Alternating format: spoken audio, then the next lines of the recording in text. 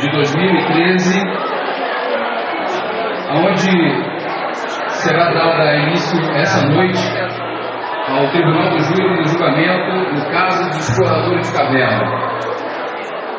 Eu tenho a honra de chamar aqui para compor a mesa de acusação do Ministério Público do Distrito Federal e Território os seguintes promotores de justiça que estarão a cargo de fazer a acusação em nome da defesa da sociedade. Convidamos para a entrada o promotor de justiça, Dr. Luan Leite Ribeiro.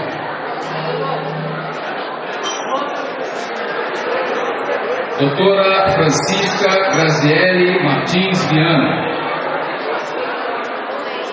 Doutor Adenísio Leandro da Silva de Araújo. Doutora Larissa Santiago Silva. Doutora Wive de Carvalho Costa. Doutor Guilherme Ramos Soares. Doutor William Pereira Barbosa.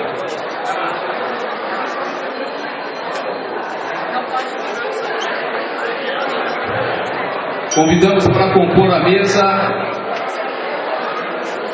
a defesa composta pelos seguintes advogados: doutora Ana Cláudia Vieira da Graça. Pode entrar. Doutor Cícero Gomes. Doutor Flávio Milo. Doutora Bruna Stephanie Lourenço Lima. Doutor Paulo. Doutora Daniela Vitória. Doutora Kelly Cristina F. da Cunha. E doutora Yasmin Cristina Maria da Silva.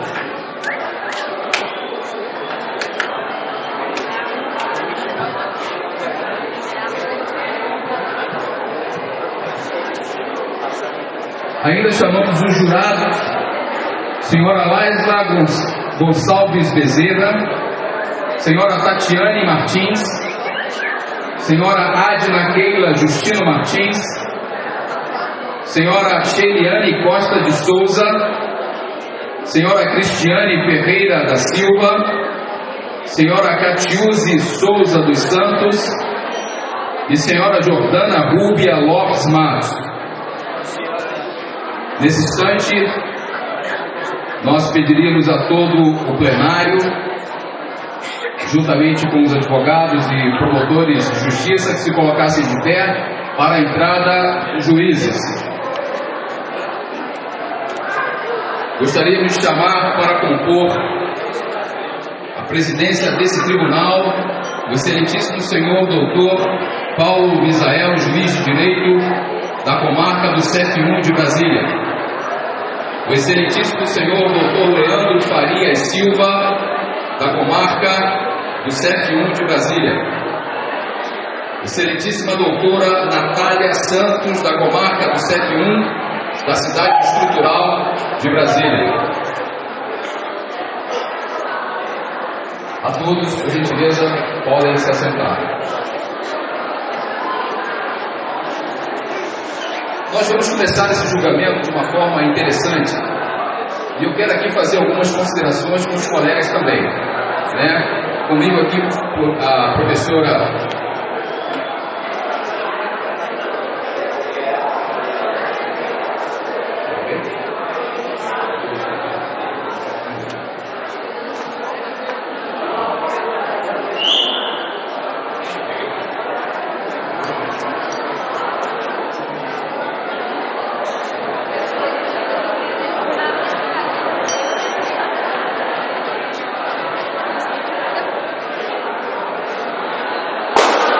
Eu sou o professor Walter de Educação Física.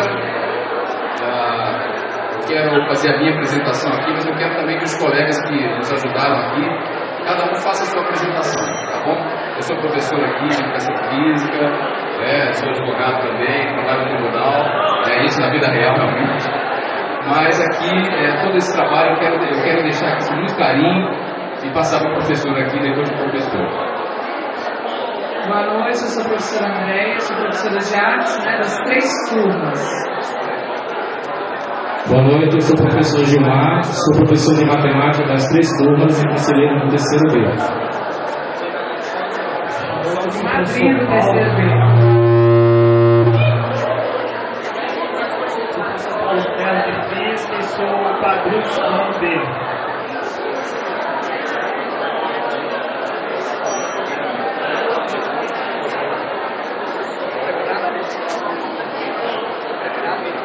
Bom, nós vamos iniciar então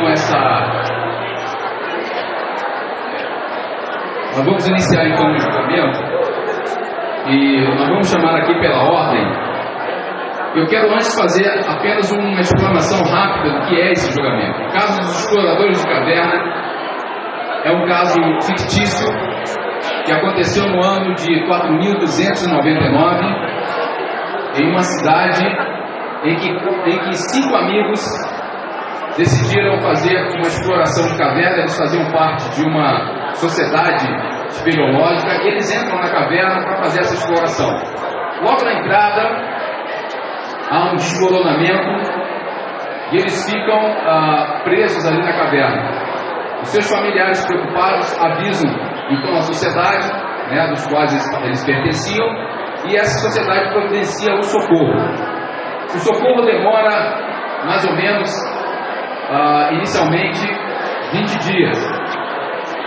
E ali com os suprimentos pequenos, já quase findando, eles ficam preocupados e um dos amigos, eles têm um radiotransmissor e eles conseguem falar com a equipe de resgate que fica trabalhando nisso. E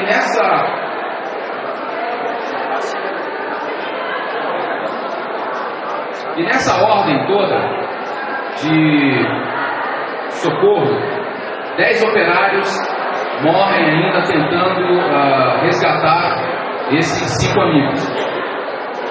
E os suprimentos vão acabando, a água também.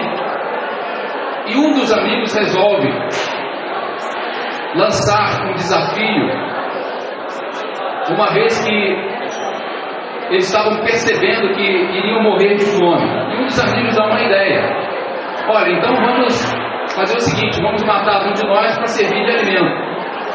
E eles começam a pedir opiniões das pessoas que estavam do lado de fora da caverna. Eles consultam o juiz, o padre, o pastor, o prefeito, o governador, e ninguém dá opinião do que eles deveriam fazer. Ou seja, todo mundo tirou o corpo fora.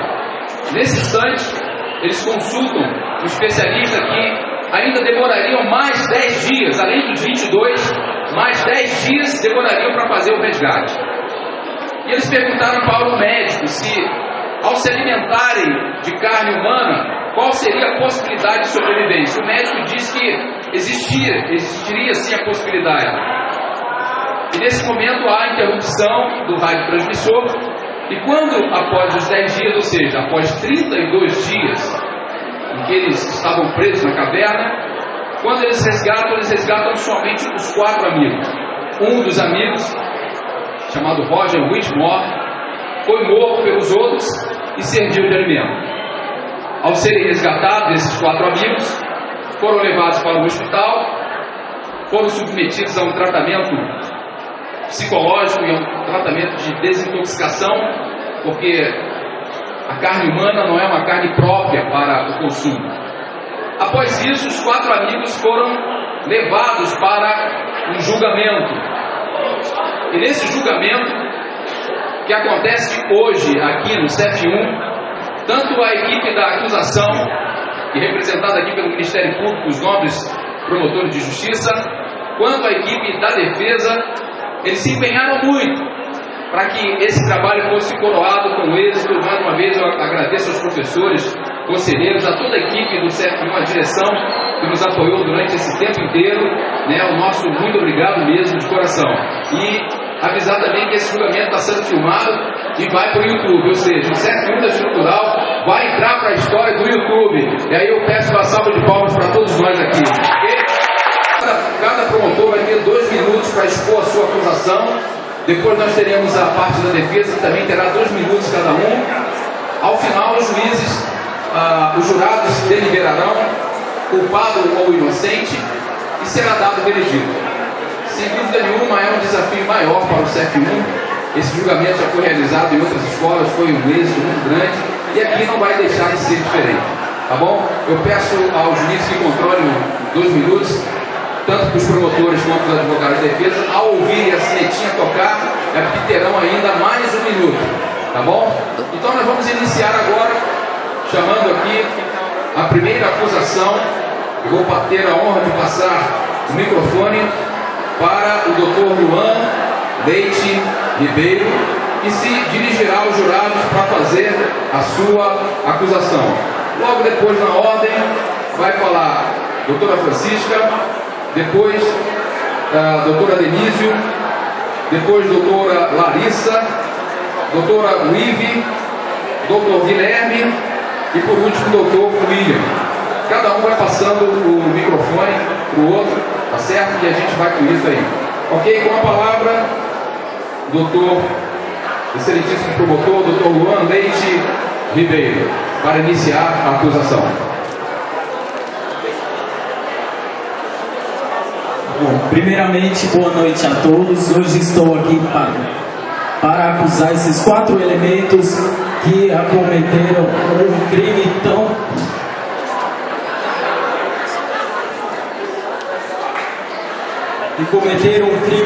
forte,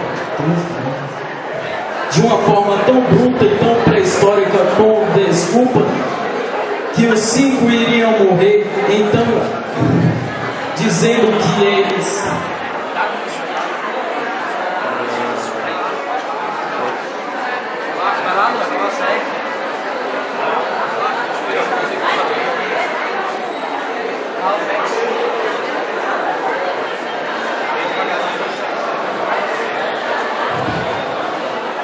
Bom, primeiramente, boa noite a todos. Estou aqui para acusar esses 4 elementos de uma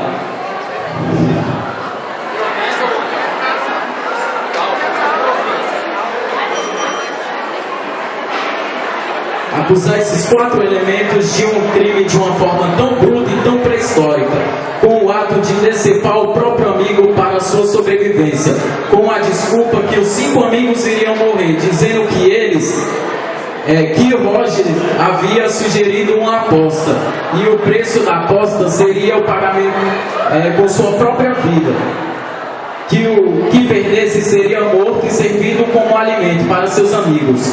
Mas quem pode provar que Roger fez mesmo essa tal aposta? Quem pode provar que era Roger mesmo quem estava falando no rádio e não um de seus amigos?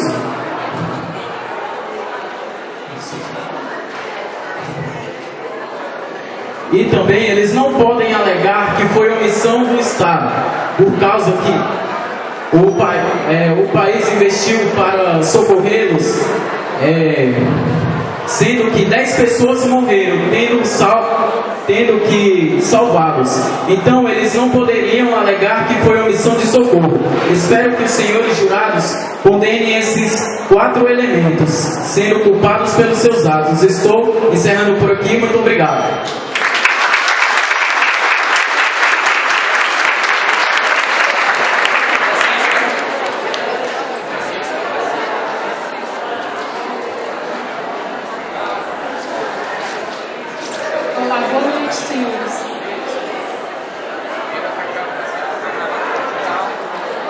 O que eu quero ressaltar essa noite é que o senhor Roger foi vítima de um ato traiçoeiro e cruel, cometido por seus amigos, de modo livre e consciente.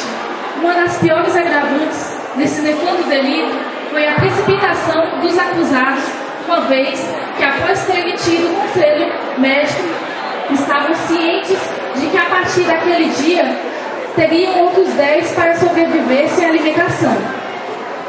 Mataram não só por desnecessário ou precipitado. A vida constitui fonte primária de todos os bens jurídicos. A legislação penal pune todas as formas de interrupção violenta do processo vital.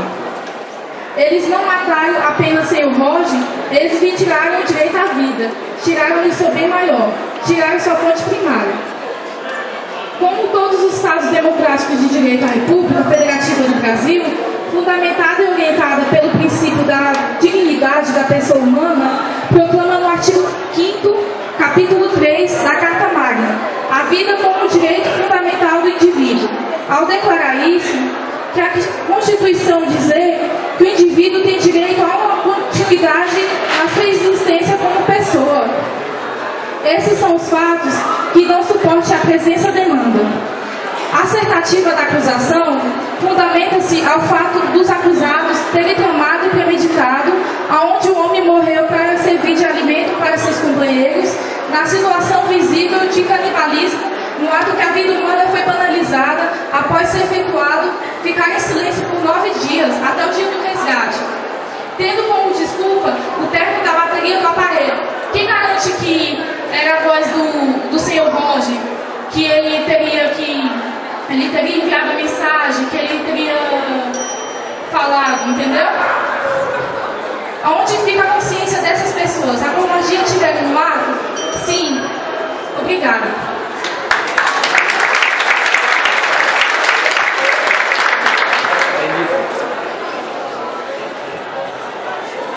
Boa noite.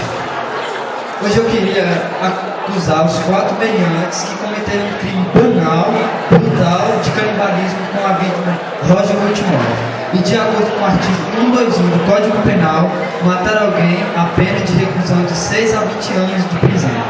Eu queria ressaltar que os meliantes mataram a vítima quando ainda estava dormindo com mais de 20 golpes de pedrada.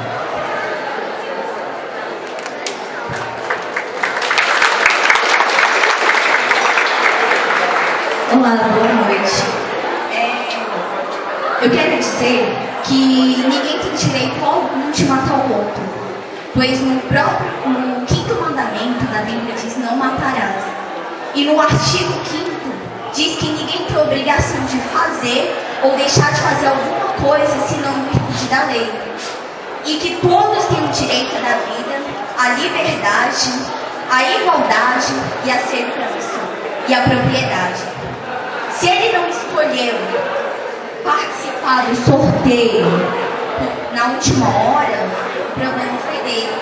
Isso não deu razão nenhuma dos 4 elementos terem matado ele. Só isso que eu tenho a dizer. Obrigada.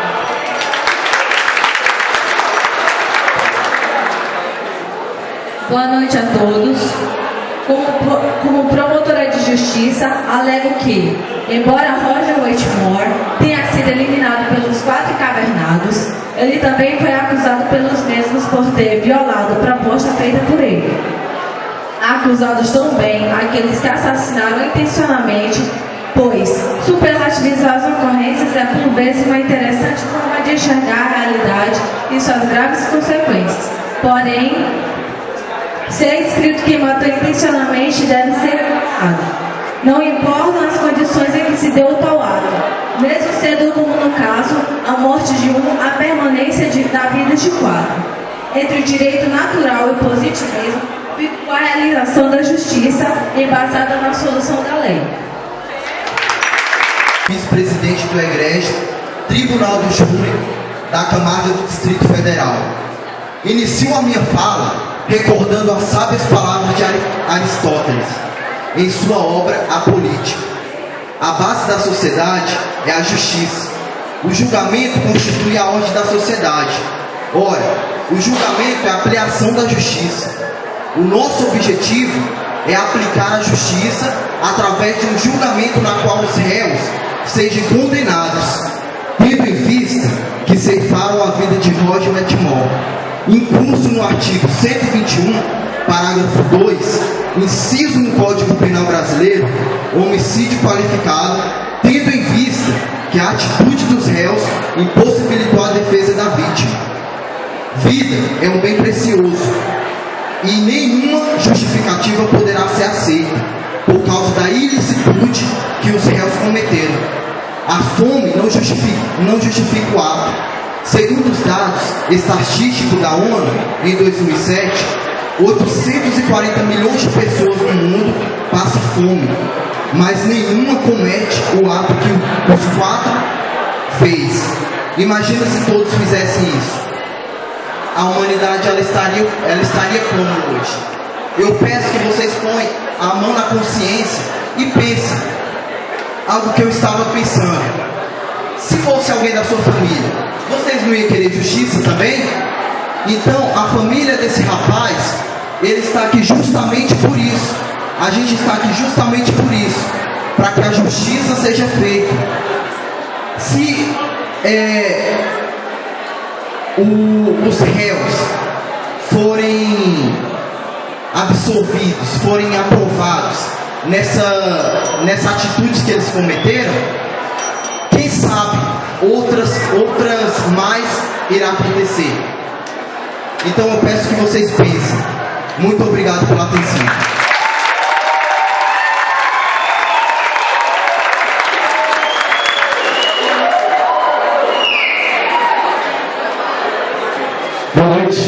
Boa noite, excelentíssimos jurados. Boa noite a toda a minha equipe da promotoria. Boa noite também para todos que estão aqui.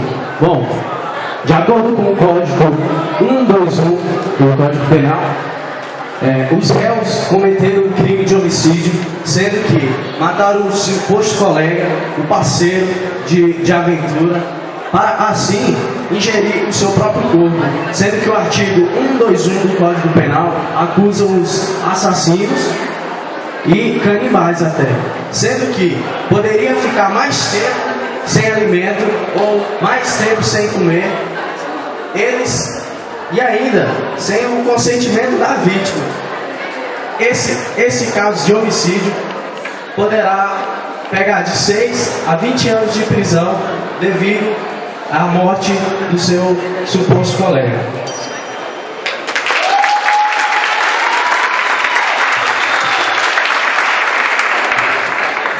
Com a palavra pela ordem, Dr. Flávio vai falar pela defesa.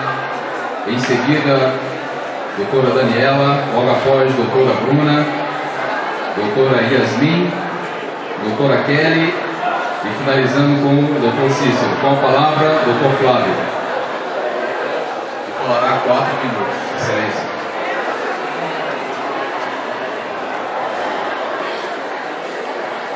Bom, boa noite, Tribunal do Júri. Boa noite, promotoria. Boa noite a todos. Eu queria ressaltar que, não sei se vocês conhecem, sobre a inegibilidade adversa do comportamento. Vocês, promotoria, disseram que eles estavam sãos mentalmente. Pois nós sabemos que não. Porque você é um processo psicológico, o erro parte. Ele dá uma reação adversa mental e comportamental nas pessoas. Muito adversa. Então, caso de Tribunal do Júri, eles não estavam cientes do que eles estavam fazendo. Mas todos nós sabemos que foi o professor Roger Wetmore, que propôs o contrato. E também está no artigo civil, artigo 82 do contrato, certo? Que ele concordou e propôs a todos. E como as buscas e a comunicação havia sido mantida, as famílias estavam lá presentes, toda a família de Wetmore. Como é que poderia ser? O Wetmore estava falando no rádio, a família estava lá, estava todo mundo, estava todo mundo embora. Agora, Tribunal do Júri, deixo com vocês a ideia dessa família.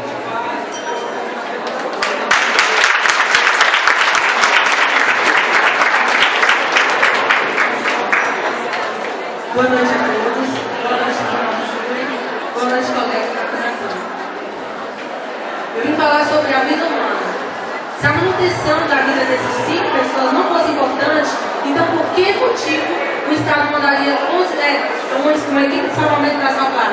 E tendo assim perdido 10 vidas, seria justo para a família dessas pessoas e tentar salvar a vida dessas pessoas, saber que os seus familiares operários morreram em vão? Você, saber que seu marido morreu para salvar a vida de uma pessoa é uma coisa digna. não dá vergonha a ninguém. Agora você saber que ele morreu em vão e essas pessoas que ele está salvando hoje estão sendo julgadas, não faz sentido.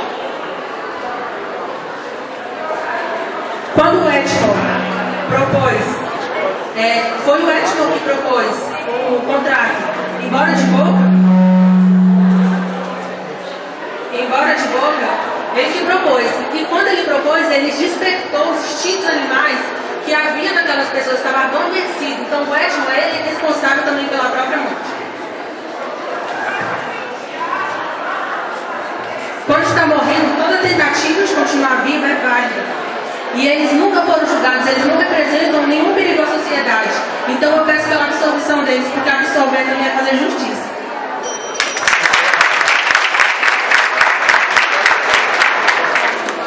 Bom, continuando com nossa colega já falou, quero ressaltar que o próprio Edmond colocou uma opinião de médico. Isso poderia ser, sim, feito o uso da carne humana para se alimentarem e assim sobreviverem até o desgaste chegar até eles. Mas não. Os médicos disseram que sim, poderia sim. Então ele perguntou se tinha algum juiz ou até alguma autoridade nessa ordem que pudesse dar sua opinião sobre o uso da carne de um dos 5 integrantes da caverna. Mas ninguém se propôs a dizer nada, dando assim a eles a opinião e a decisão sobre a vida de cada um deles.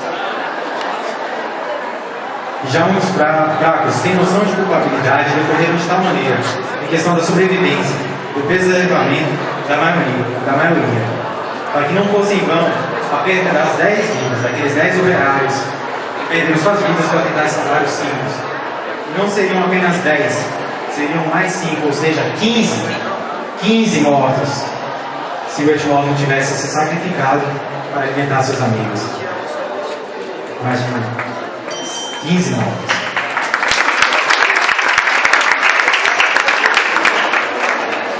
Boa noite, senhores e senhoras. Artigo 22. Se o fato é cometido sob coação irresistível ou estrita obediência, a ordem não é manifestamente ilegal, de superior e hierárquico. Só é punível o autor da coação ou da ordem. O artigo 22. Não há crime quando o agente pratica o fato. Primeiro, o estado de necessidade. Segundo, em legítima defesa. Terceiro, em estrito cumprimento de dever legal ou exercício regular de direito. Boa noite a todos. Então, como a minha colega acabou de falar, eu queria primeiro falar de um tópico, que o ato de comer carne humana não caracteriza crime, como nossos colegas da acusação falaram. Muito só isso. Então, eu vou falar sobre o estado de necessidade.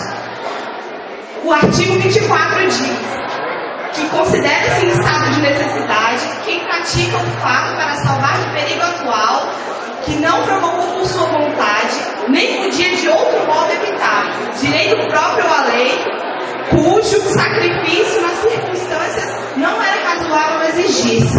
Eles se encontravam em estado de necessidade. Eles comeram o amigo para salvar a própria vida. Eles não praticaram canibalismo por diversão, não comeram o amigo por diversão. Então, assim como eles estavam em estado de necessidade, o próprio Código Penal por si só já prova a inocência dos réus, já que, como foi dito antes, não existe crime se o agente pratica o fato em estado de necessidade. Obrigada.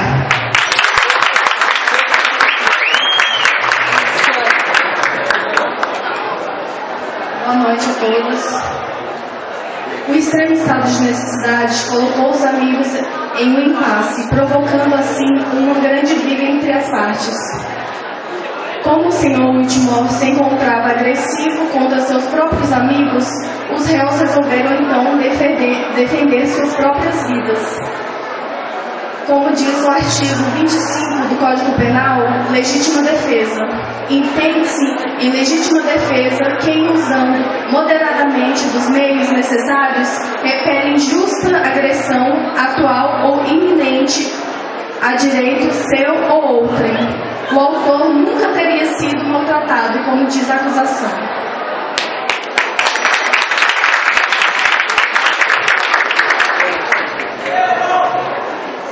Boa noite, senhores, senhoras, excelentíssimos juízes, equipe da acusação, equipe da defesa, jurados. Bem, hoje temos um caso aqui que ele é simples de se resolver. Imaginem vocês, trancados numa caverna, sem alimento, sem comida, sem nada, com o pé na copa. 5 pessoas.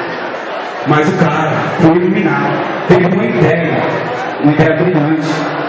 Claro que se sacrificar, se suicidar, não é lá uma coisa legal de se fazer. Mas para se salvar 4 vidas, é sim. Estamos julgando eles aqui hoje de acordo com o Código 121. Mas por que não julgamos eles de acordo com a lei de Deus? Amar a Deus sobre todas as coisas e ao seu próximo como a ti mesmo. O que ele fez foi um ato de amor com os seus próximos. Por que então não julgamos as 10, os caras que mandaram aquela equipe de segurança lá? Tá? Morreram 10, sabendo que lá havia deslizamentos e tudo mais. Serei aqui da coordenação, então, por favor, juízes e jurados aqui, por gentileza. É apenas 5 minutos, isso é um rito, tá? Eu quero explicar para vocês que isso é um rito. Os alunos fizeram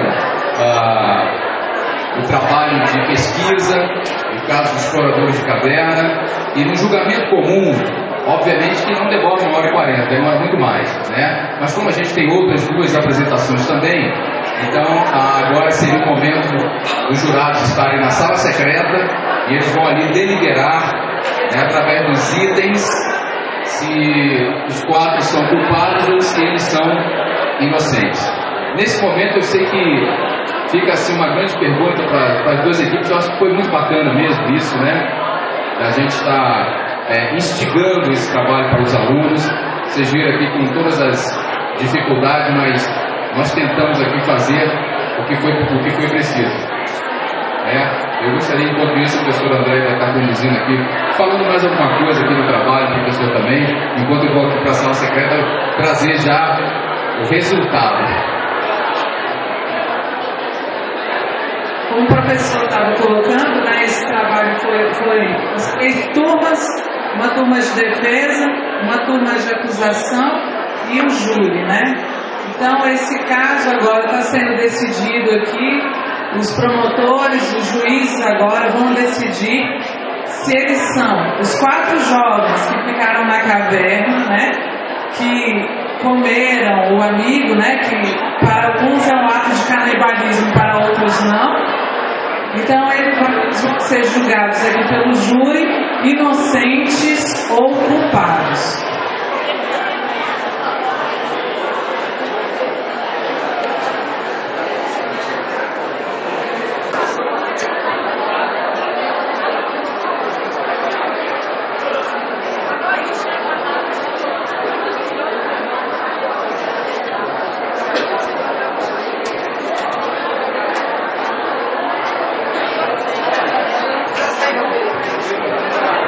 Boa noite a todos. Os senhores jurados chegaram ao veredito. Sim? Sim. Qual é o resultado? Inocente. Foram vocês, inocentes.